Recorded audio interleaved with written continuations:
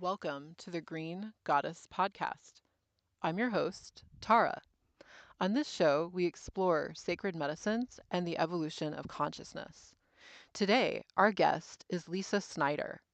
Lisa Snyder is an advocate for plant medicine, specifically cannabis, and she comes to it through a really unique angle, which is an organization that she co founded called Tokeativity.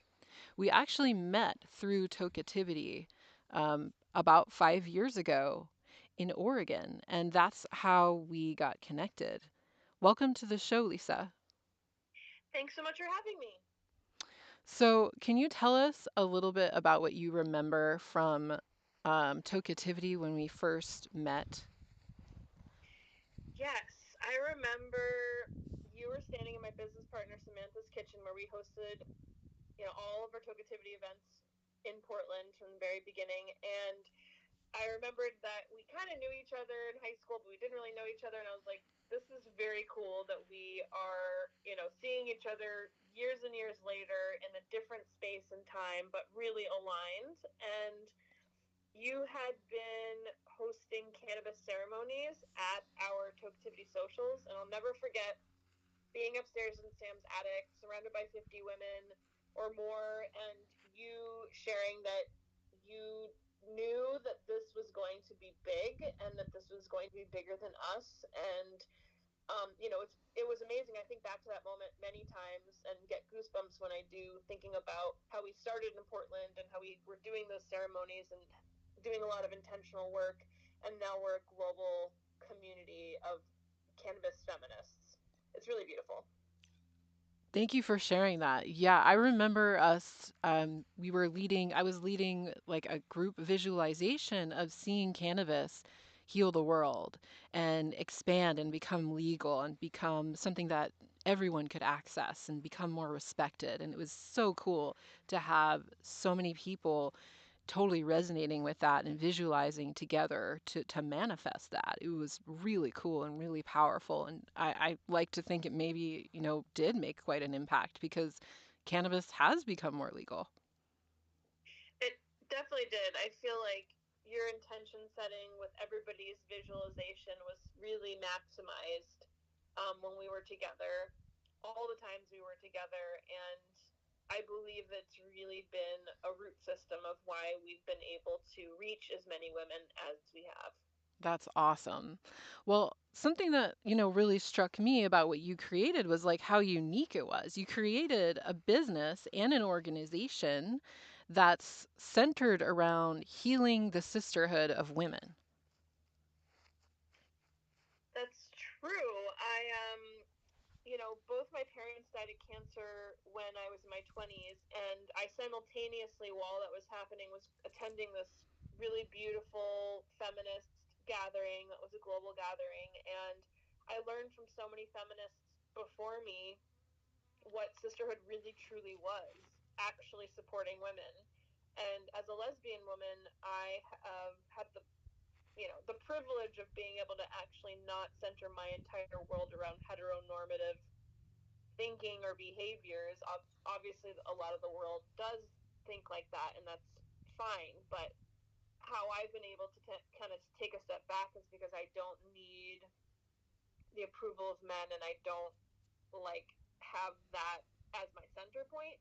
Therefore, I can help other women see themselves as their own center point instead of centering their male partners or male colleagues or male voice.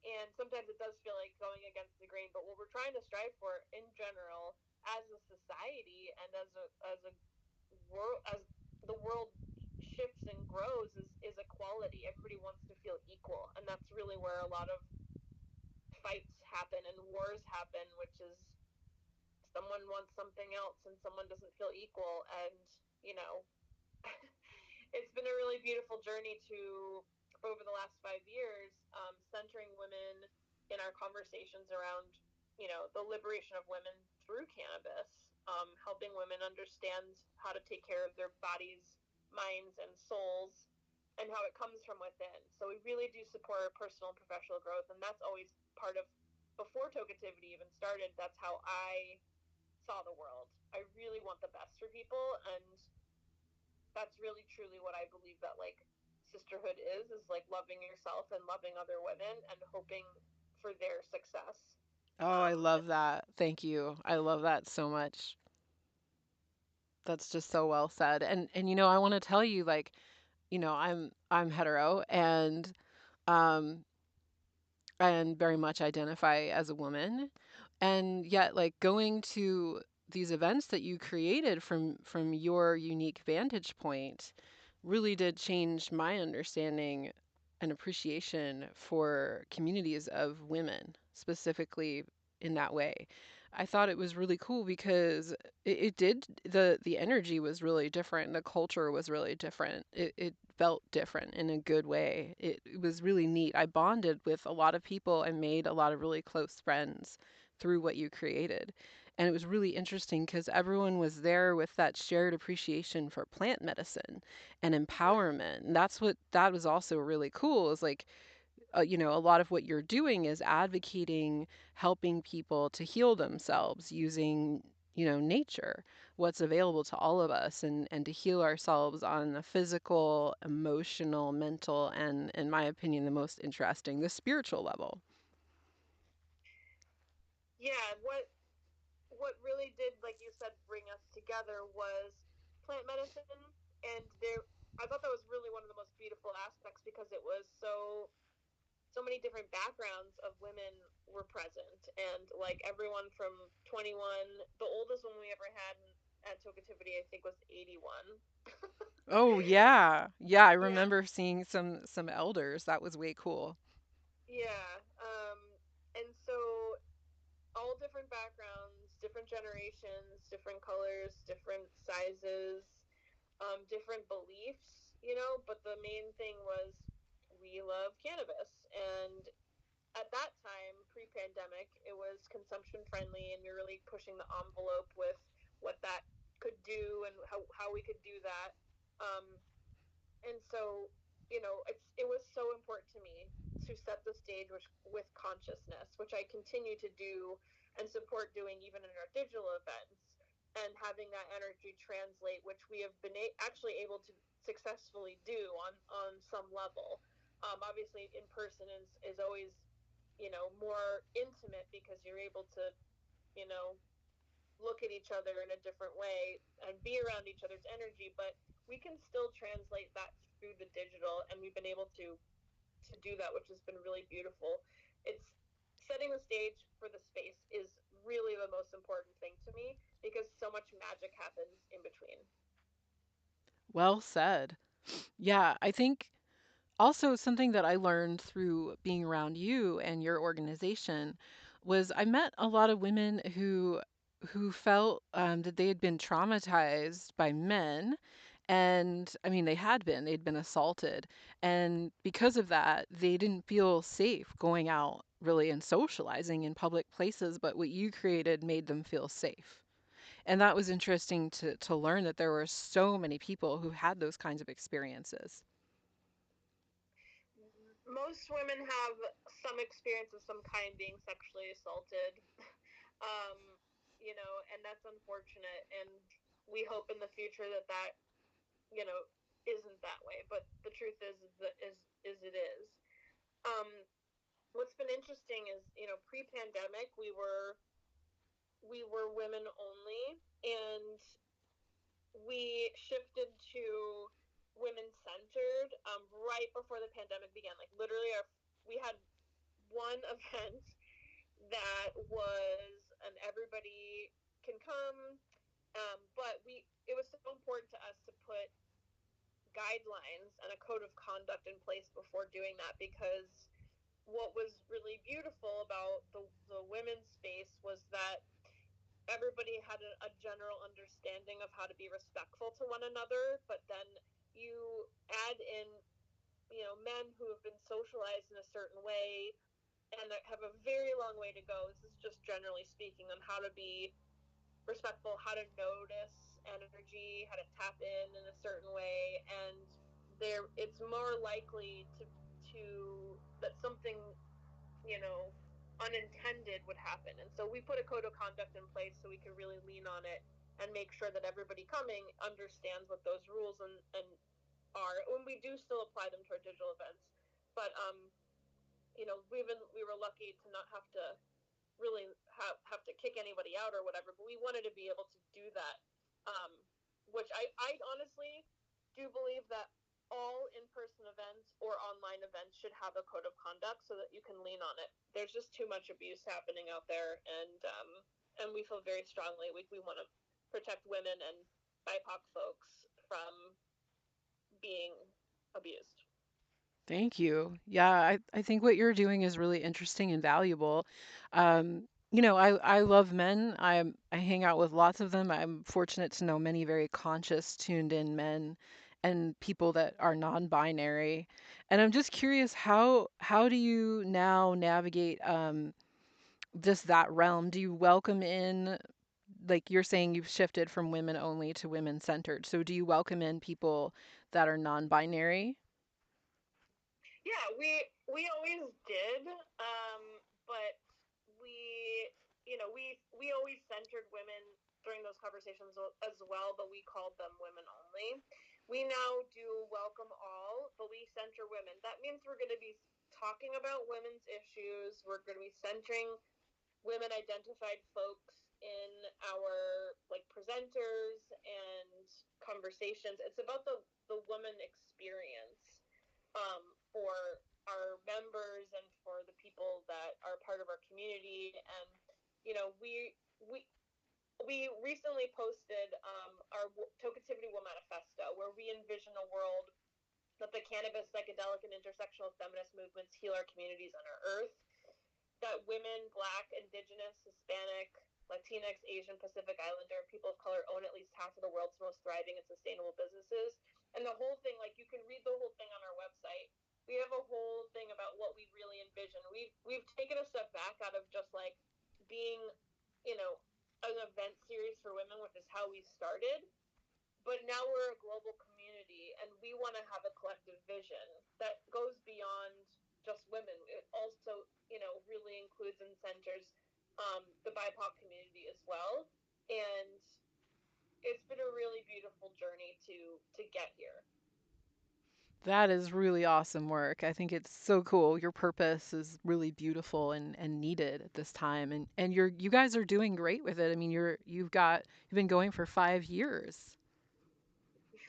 That's true. I mean, we've been able to pivot a lot, and we do believe that Tokeativity is a spiritual entity that we are the channels for, and we are the human channels for, and we are the Earth Mothers for, and she tells us, if she is a I feel like she's a female collective of voices from beyond, and that she's like, you should do this, you should do that, and then we kind of check in with our human selves and say, okay, is that the right direction? Does that feel good? Does that like a full body yes? Okay, let's do it. And that's how we've really been able to keep going, honestly. It has been a spiritual journey from the start.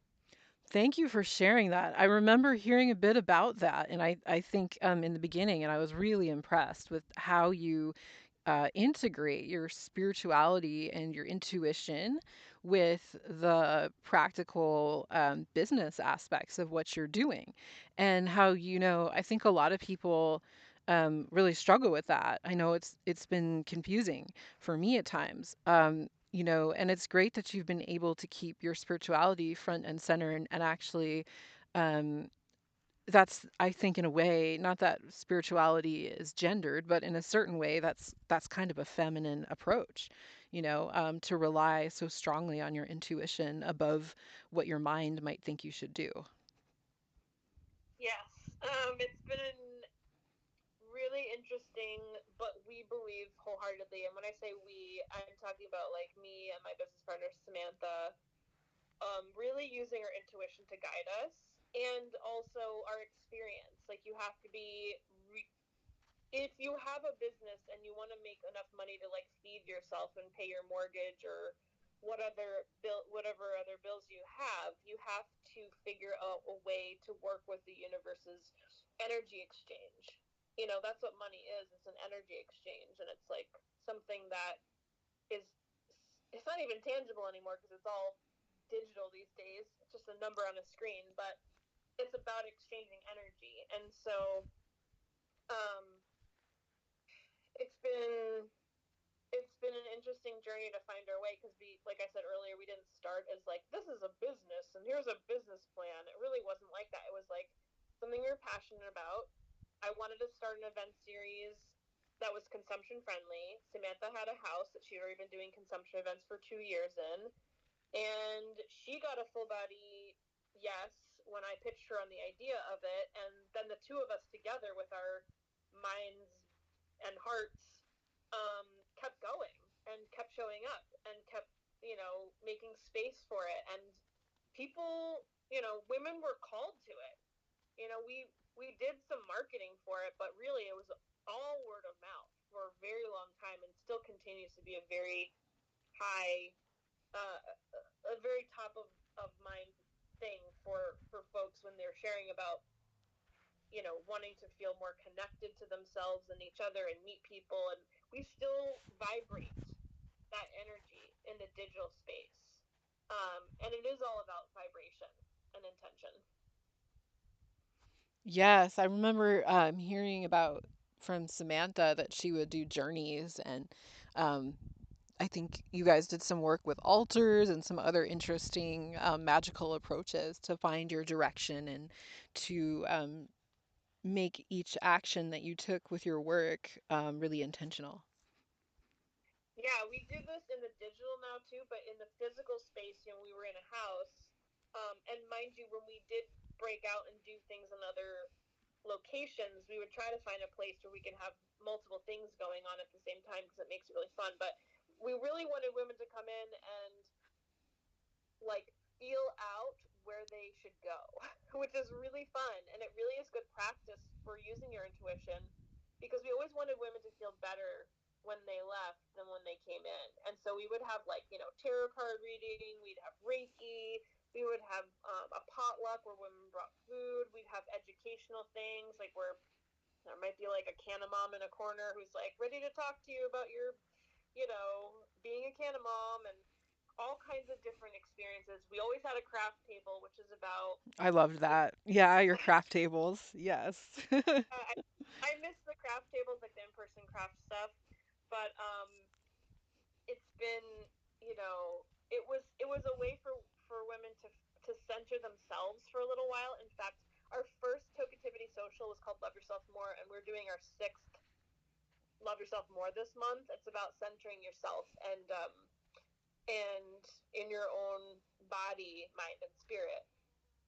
And yeah, intuition is the most beautiful navigation system we were all born with, and I just love helping others tap into that.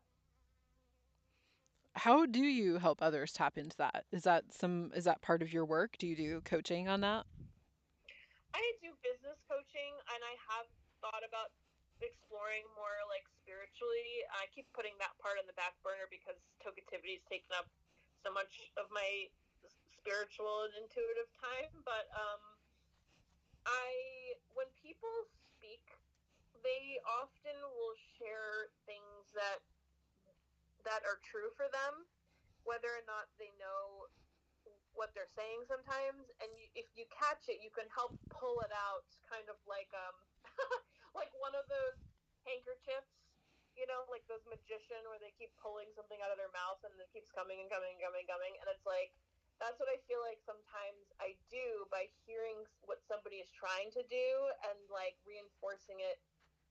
If we're having a conversation, if we're not having a conversation, I like to set up a stage, an energetic stage for women to like, and individuals now to walk in, whether it be digital or in person when we get back to that, of what calls to them.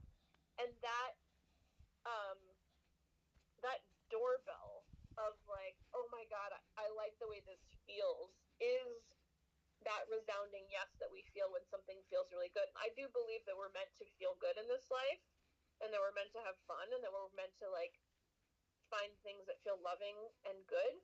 And when we don't feel that way, we're out of alignment I hope that, and I've always hoped that by doing anything I'm doing, whether it's with Tokeativity or other things I do, that someone feels more connected to themselves and to the world through what I'm sharing myself. Yeah, you're super present. That's one of the things that I've noticed and admired about you.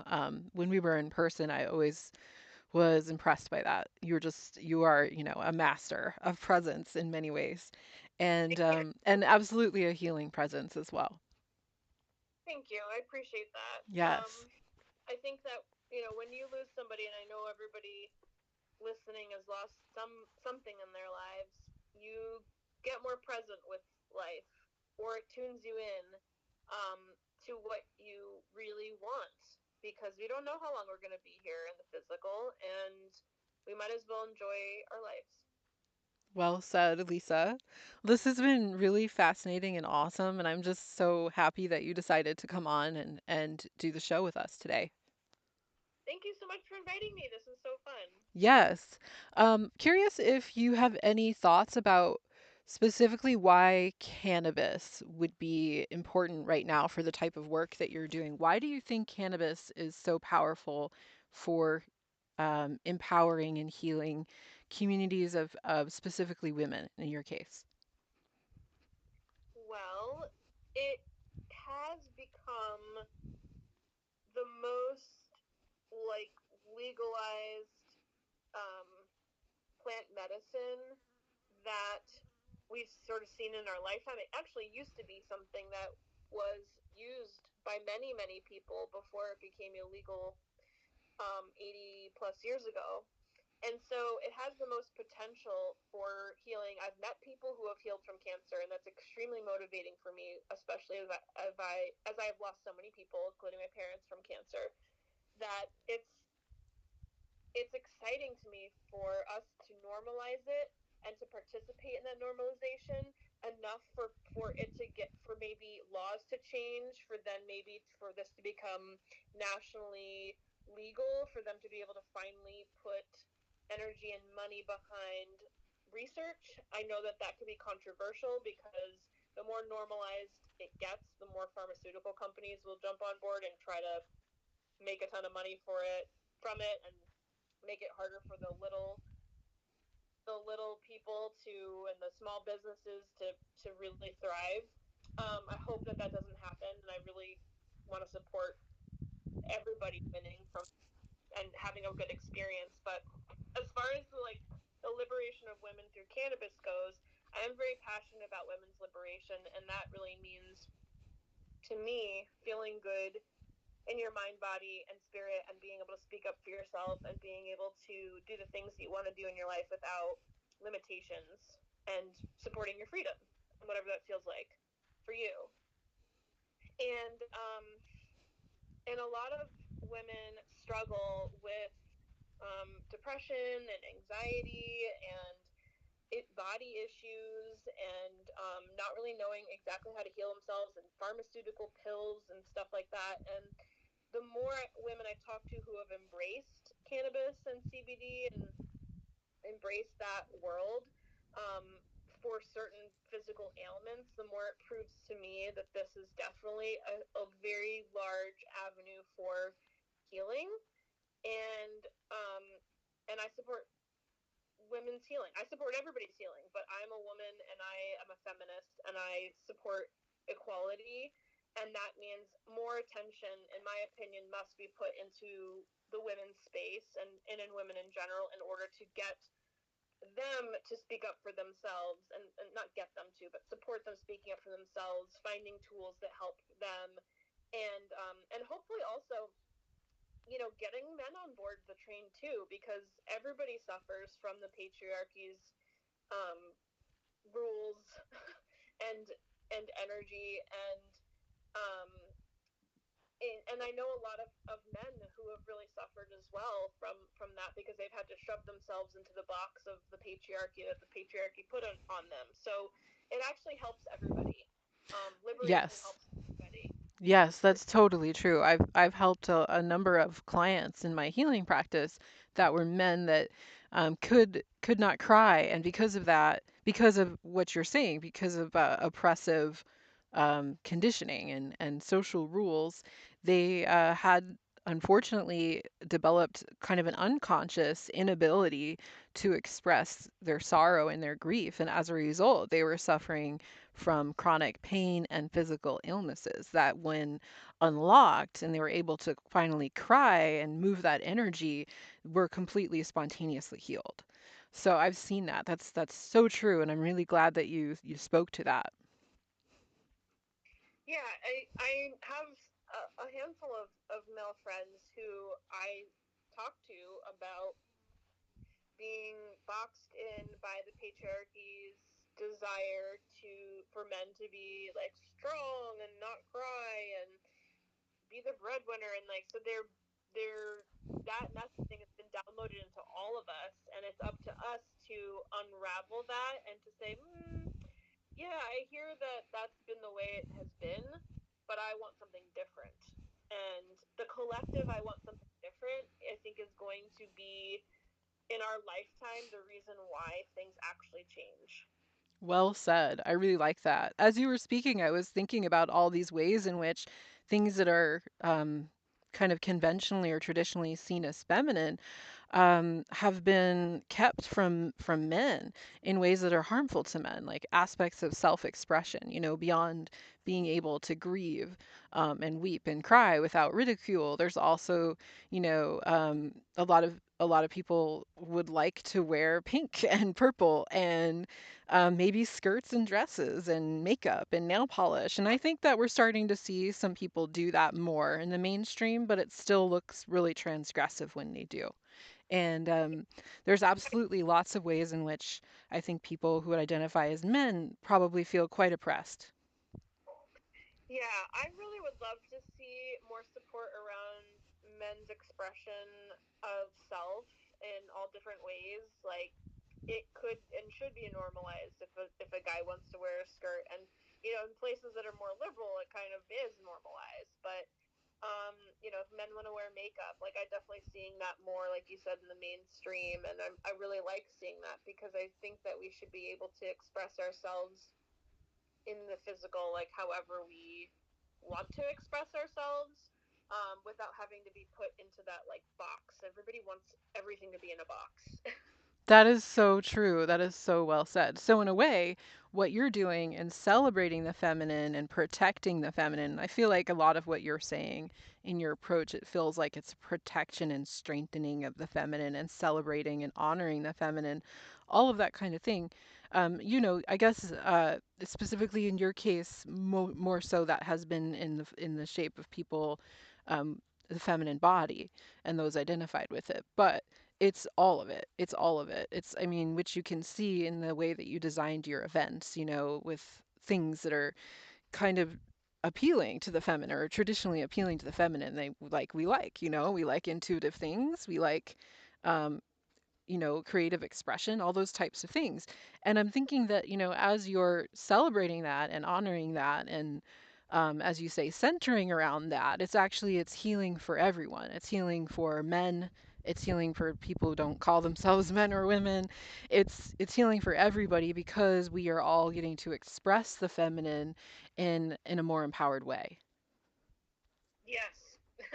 Yes, we are. And yes, we do. And yes, we do that in our digital space now. And um, it's really exciting because when we understand one another more and we get to see one another in our as who we are, um, we take that with us, and then we can generate um, that energy field where other people feel more comfortable with us and where other people feel more safe with us. And I would like to hope that the celebration of the feminine feels empowering to all.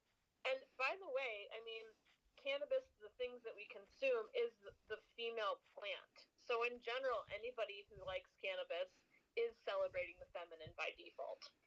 Ah, because we're smoking the flowers, is that why? Yes. I like that.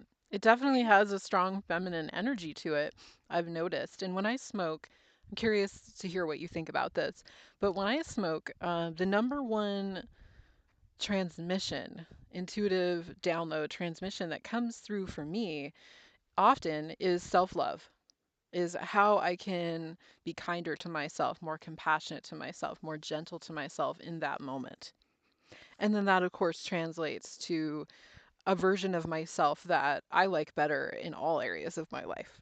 I'm curious if you feel the same and what other kinds of themes and patterns you've noticed, because you have a really strong, deep relationship with that plant. Hmm. You know what's funny is that I've taken my THC consumption down significantly over the last year, and I've increased my CBD consumption.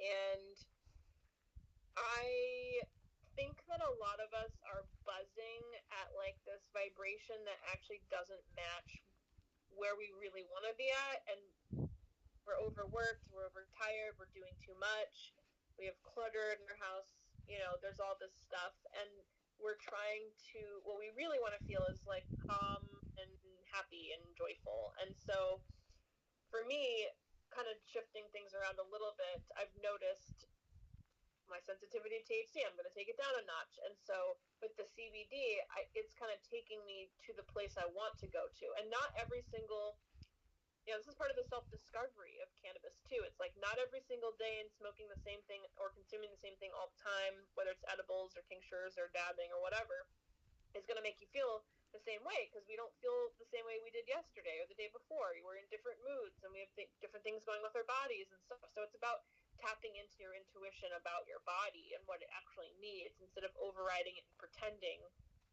just because you're, oh, I smoke weed every day and so that's what I'm just going to do. Like, I think like we as a community, and me as a woman who has been a consumer for since I was 14, and definitely in the last years that this has been legal here in Oregon, been tuning more into what my body needs.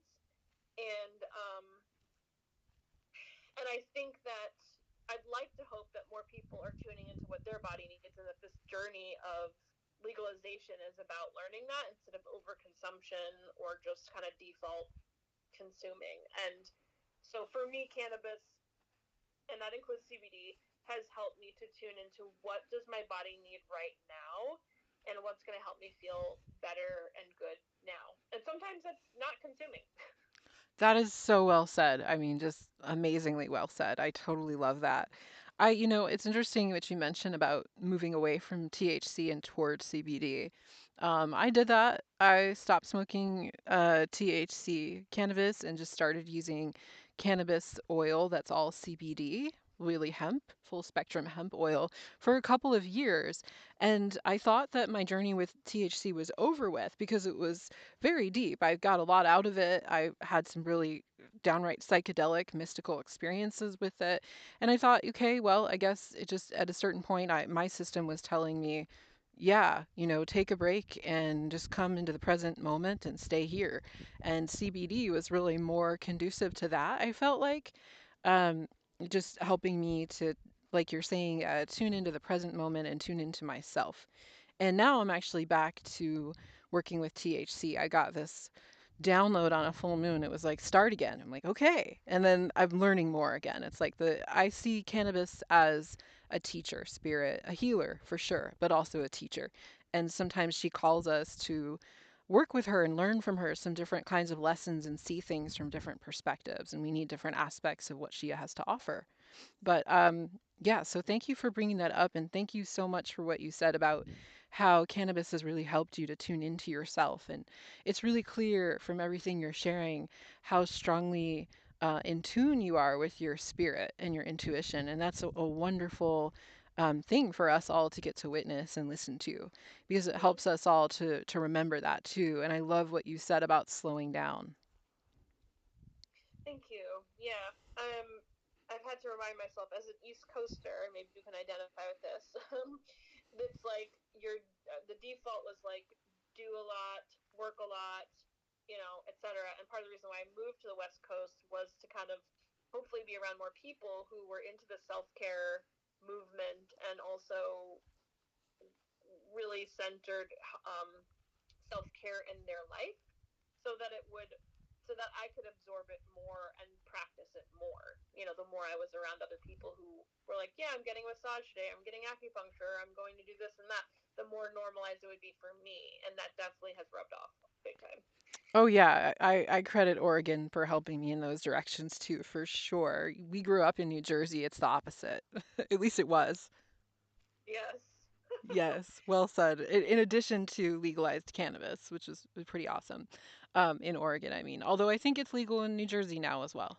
It is, yes, yes. They're still figuring some stuff out from their medical program to the legal adult use, but and New York as well. It's really kind of amazing, and I look forward to going to the East Coast and celebrating with some of my people. Yeah, I really think it's valuable that cannabis is becoming so much more, as you would say, normalized or legalized and mainstream because it's going to heal consciousness, it's going to heal bodies, it's going to heal hearts, in ways that conventional therapies and medicines are not doing. And it's going to empower people to connect with their spirit. And all of that stuff is amazing and so deeply needed in the evolution of consciousness that we're collectively creating at this time to heal the earth, right? That's right. That's Okay, right. let's end on that note. And I want to invite you, Lisa, to tell us, excuse me, how we can connect with you further and learn more about you, since I know so many people listening are definitely resonating with you. Yes. Well, you can find me in a couple different places. Um, Tokeativity.com and everything on social at Tokeativity. We would love to meet you. Mention this podcast. Excuse me. Mention this podcast that you heard about us, and we'd love to know more about you and get to know what you're trying to do out there in the world. Whether you're a consumer or a business owner, check us out. Read our manifesto. Also in the digital space, I do have a website, li.com. It's spelled ELLEYE, and it's a totally different vibe. But if you're into crypto or websites or NFTs or SEO or any of that stuff, I also make custom art. Check me out there. You make custom art? What kind of art? I take photographs and I turn them into illustrations of people. Fabulous. Yes, Fabulous. yes. Thank And you. Thank you. Sorry, go on. I was just gonna say I have some other things I'm working on, and I'm not ready to share about what that is yet, but I will. I'm happy to in the future. Okay. Well, Lisa Snyder, I am so glad that you came on the show today and you shared, your experience and your wisdom so very eloquently as always. And thank you for doing all that you do so passionately, all this awesome advocacy work and the very difficult work of taking a vision, an idealized vision, and actually grounding it into something that works and is sustainable in the physical plane.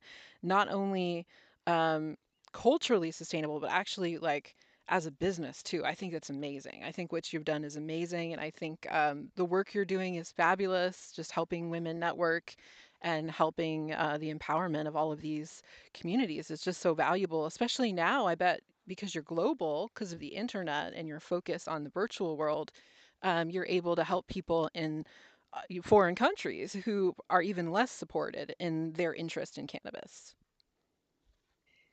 Yeah, it's been a beautiful journey. I'm so grateful for our time, and thank you so much for having me on today. Yes. And so for our listeners, thank you for listening to the Green Goddess podcast. We invite you to subscribe to the show. If you'd like to support the show, we would love that at patreon.com/magic and flow. And you can visit me, Tara, at magicandandflow.com. And that's where you can find my transformational courses that you can take to learn how to access your own spiritual gifts and your own higher consciousness and self love and all kinds of other wonderful things. That's magicandflow.com. And as I like to say at the end of every show, may the plants be with you.